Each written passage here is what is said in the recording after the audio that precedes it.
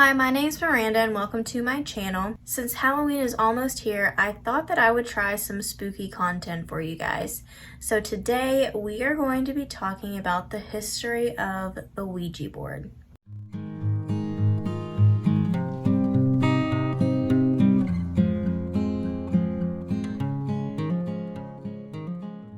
Now, I myself have never used a Ouija board, and what little I know about it, I've learned from YouTubers or horror movies, but I do know people that have used the Ouija board before. When I was younger, I remember staying the night at one of my friends' houses, and I'm not sure if we were talking about the Ouija board or we had watched a movie about it. I can't remember that part, but I do remember her dad saying to us not to ever use it, because when he was younger, him and his friends used one and a mirror fell off the wall right behind them.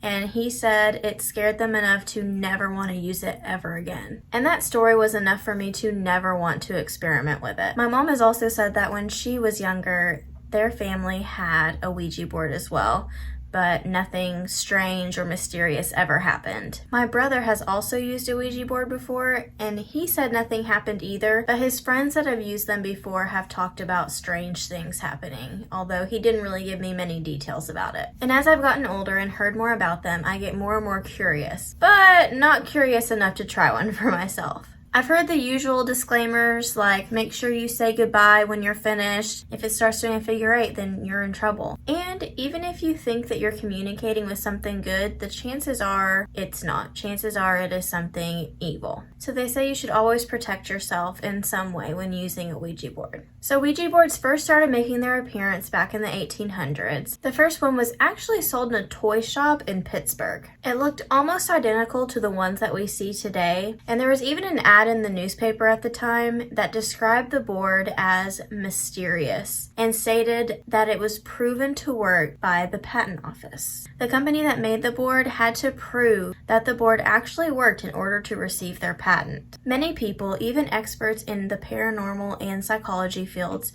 believe that the boards could be a link between our world and the supernatural. Almost immediately, stories started coming out about experiences that people were having with the Ouija board, and there seemed to be no scientific explanation for any of these experiences. So just like the ad in the newspaper said, the board was very mysterious. So why were the boards invented in the first place? Well, during the time period that the boards were becoming popular, the average lifespan was only 50 years old. And because of this, people were becoming obsessed with spiritualism and wanting to communicate with their family members or friends that had passed on. It was acceptable and almost normal for people to have seances, and it became a very popular activity during this time. During the Civil War, spiritualism gained even more of a following because people were so desperate to talk to loved ones that never came back from the war. Even Mary Todd Lincoln conducted seances.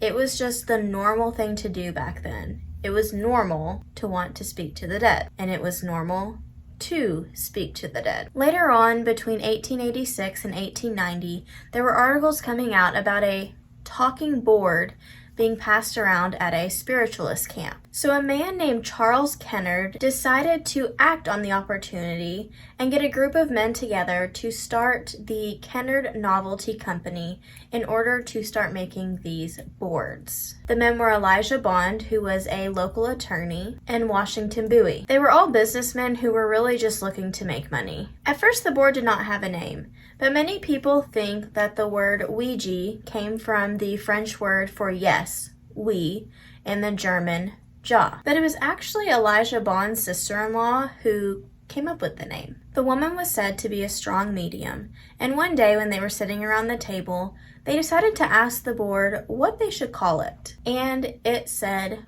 Ouija. So then they asked it what that meant, and it said good luck. So to me, just knowing how the board works, for it to say that it means good luck, it just seems very ominous to me. However, the woman was wearing a locket with a picture of Ouida, an author and a women's rights activist at the time. So many people think that they could have just misread the board and it was actually saying Ouida instead of Ouija. So when they went to turn in their application for the patent, Bond decided to bring his sister-in-law along. The chief patent officer demanded a demonstration, and he wanted the board to accurately spell out his name, which it did. Now, it's unknown if the spirits were the ones that were spelling out his name, or since Bond was an attorney, if maybe he already knew the man's name and the man didn't know that. So it's kind of unknown, if it was the spirits or if it was just Bond moving,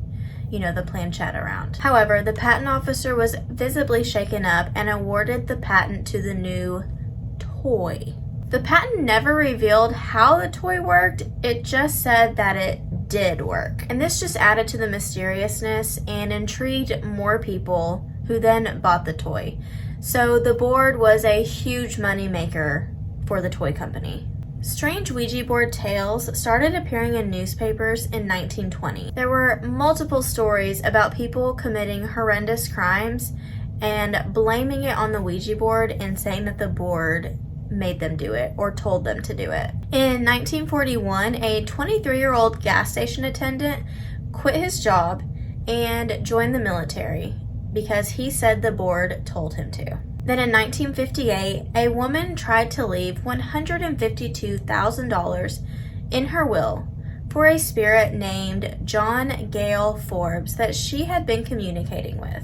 Now, obviously, the court did not uphold this will. And there are countless other stories that you can look up and read if you are into that. I encourage you to do that. Now, the Ouija board continued to be fairly popular up until about 1973 when the movie The Exorcist came out. Now, I personally have never seen this movie, but the movie is about a girl who seems to be possessed after playing with the Ouija board. And because of this movie, this changed the way that people thought about the Ouija boards. And after that, people started fearing the board, and it started being used more and more in horror films. People started thinking that the board was the work of the devil instead of the light-hearted communication device that it used to be. People were still buying and are still buying Ouija boards, but now it's for different reasons. The boards are now thought to be spooky and dangerous instead of spiritual. So how do the boards work? Well, there have been many experiments done, and scientists say that it has nothing to do with the board. The boards are actually powered by us even when we think that we are not the ones moving it. Scientists say that it is automatic muscle movements that take place without the conscious will. So even when you think you're not moving the planchette around, you probably are. But what do you think? Like I said, I've never used the board before,